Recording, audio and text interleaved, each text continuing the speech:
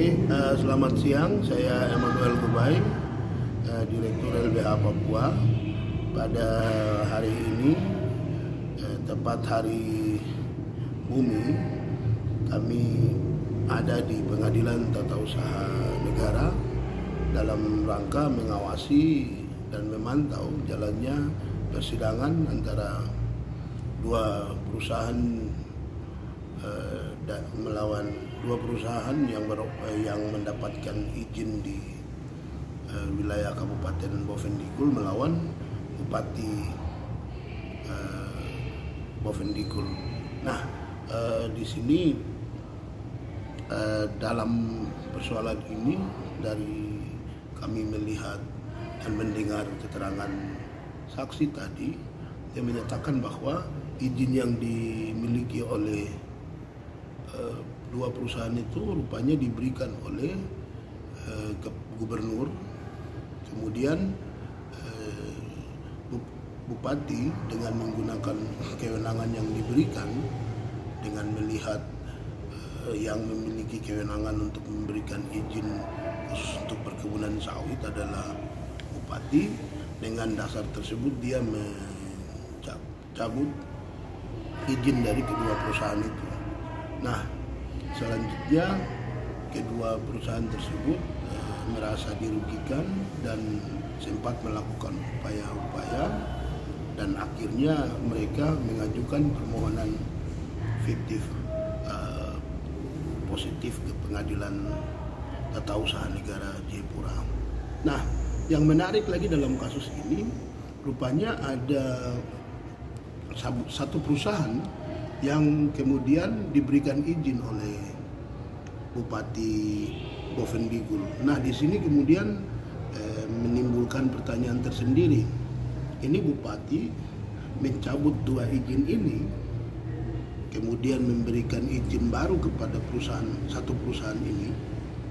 Ini apakah Bupati punya misi untuk kemudian melindungi tanah adat dan juga ancaman kerusakan lingkungan, atau justru Bupati juga terlibat dalam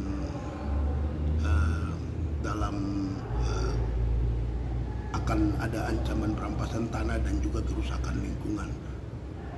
Kalau dari yang sudah saya sebutkan tadi, di mana Bupati mencabut izin dari dua perusahaan kemudian memberikan izin kepada satu perusahaan, di sini menunjukkan bahwa Bupati tidak memiliki komitmen untuk melindungi eksistensi masyarakat adat dan tanah adatnya, serta ancaman kerusakan lingkungan yang akan dihadapi oleh masyarakat adat di sana.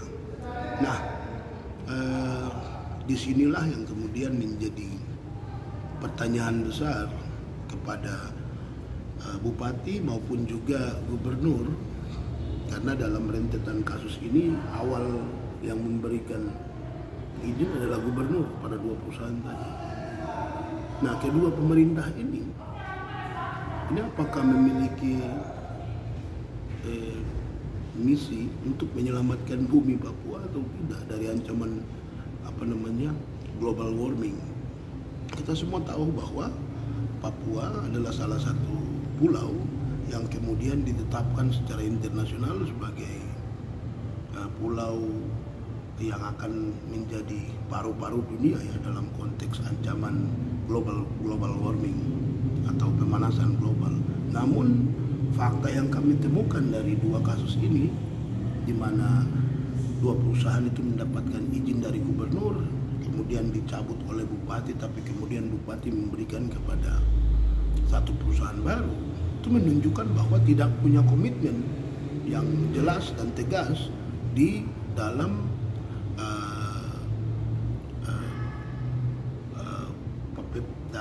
diri kepala daerah. Nah, ini yang kemudian menjadi sesuatu yang sangat miris. Nah, kami juga sangat apresiasi kepada rekan-rekan pusaka yang sudah memberikan menjadi sobat keadilan ya dalam persoalan ini dengan bertindak memberikan amicus curiae kepada majelis hakim. Tadi kami sendiri dengar di mana majelis hakim menyampaikan kepada para pihak bahwa kami sudah menerima amicus curiae dari Yayasan Pusaka.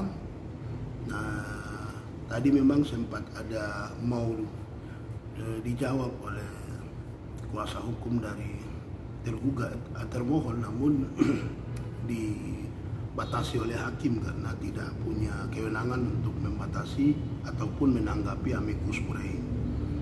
Nah, selanjutnya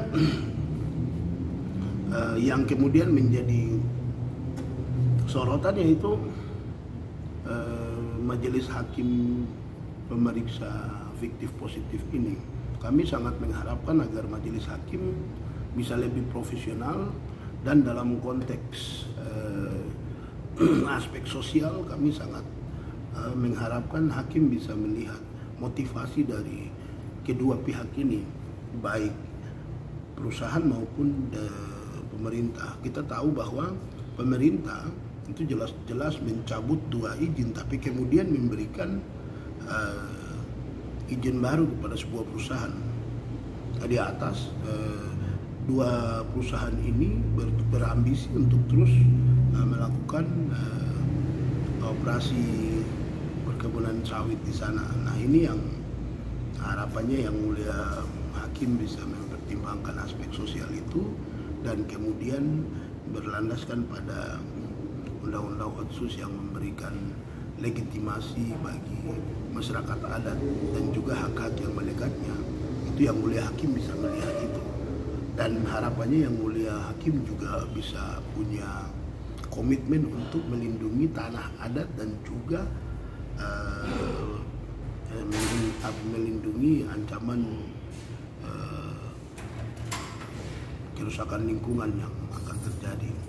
Nah, itu mungkin yang bisa kami sampaikan karena tepat tanggal 22 April adalah Hari Bumi. Saya pikir kami penting untuk sampaikan ini agar majelis hakim pemeriksa perkara ini bisa mempertimbangkan secara profesional dan lebih-lebihnya adalah bisa menjadi pelindung bagi hak asasi masyarakat adat dan juga lingkungan hidup demi terciptanya perlindungan yang